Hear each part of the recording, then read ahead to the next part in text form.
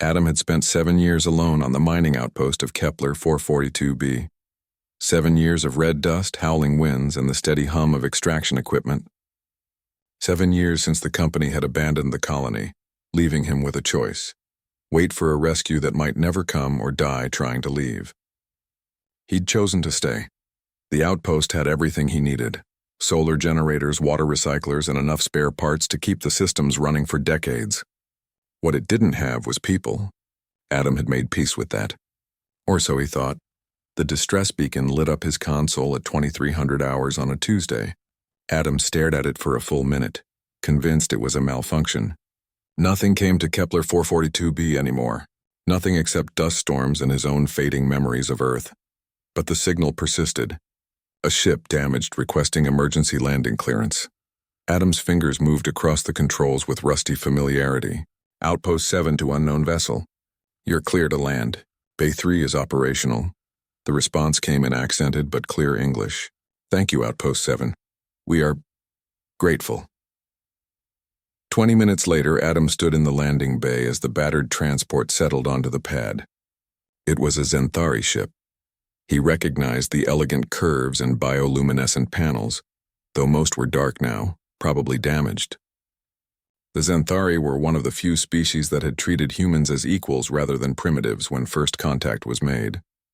The airlock hissed open, and Adam felt his breath catch. 3 Zenthari women descended the ramp. They were tall, nearly 7 feet each, with skin that shifted between deep purple and midnight blue. Their large eyes, adapted for their dim homeworld, fixed on him with a mixture of hope and exhaustion. But what surprised Adam most were the small figures clinging to them. Children. 3 women, each carrying a young one. The lead woman stepped forward. Her hair, if it could be called that, floated around her head like living tendrils of shadow. I am Cora. These are my companions, Lisa and Ven. We had nowhere else to go. Adam found his voice. You're a long way from Zenthar Prime.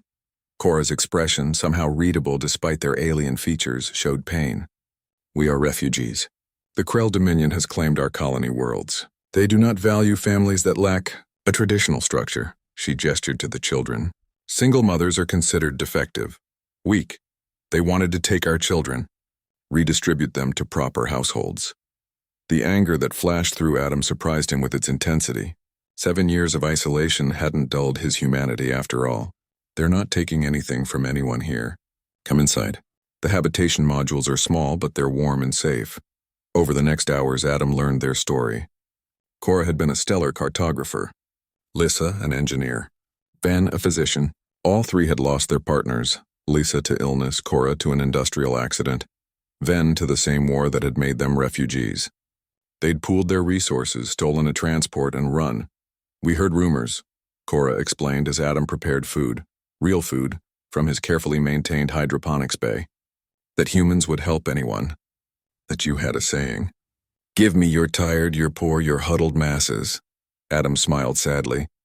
We didn't always live up to that. But yeah, it's what we aspired to be. The children, 2 boys and a girl ranging from what looked like 5 to 8 in human years, watched him with enormous eyes. They'd been silent since arrival, traumatized by their flight. Adam found himself making funny faces, doing silly walks. Anything to coax a smile. When the smallest boy, Ven's son, finally giggled, something in Adam's chest unlocked. That night, Adam offered them his quarters and took the control room cot. But sleep wouldn't come. He kept thinking about Cora's words. The Krell Dominion considered these women defective, these brilliant, brave women who'd crossed light years to protect their children. At dawn, Cora found him staring at the comm system. You are thinking of contacting someone, she said quietly. Adam nodded. I've got an old friend. Works with the Refugee Relocation Network. If anyone can help you get to Earth or one of the protected colonies. Earth? Cora's tendrils lifted with surprise. But humans are so particular about immigration. After the Viridian crisis, we learned from that, Adam interrupted.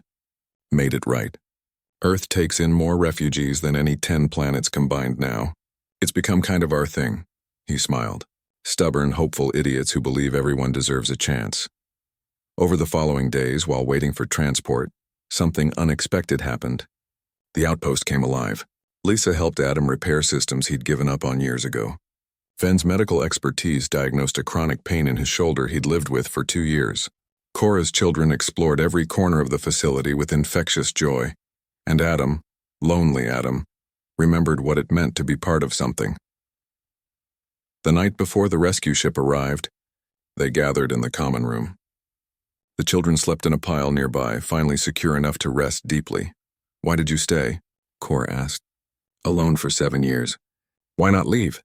Adam considered the question. Someone had to keep the lights on. Had to believe that something worth saving would come along eventually. He looked at the sleeping children, at these remarkable women who'd risked everything for their families. "Guess I was right." Cora's hand, four-fingered and gentle, rested on his. "When we reach Earth, will you come with us? We could use a guide.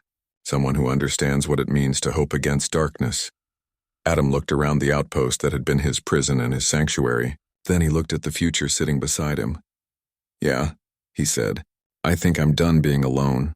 The rescue ship arrived the next morning. As they boarded, Adam took one last look at Outpost 7. It had kept him alive through the longest night of his life. And in the end, it had reminded him why survival mattered. Because somewhere, always, someone needed help. And humans, stubborn, hopeful humans, would answer.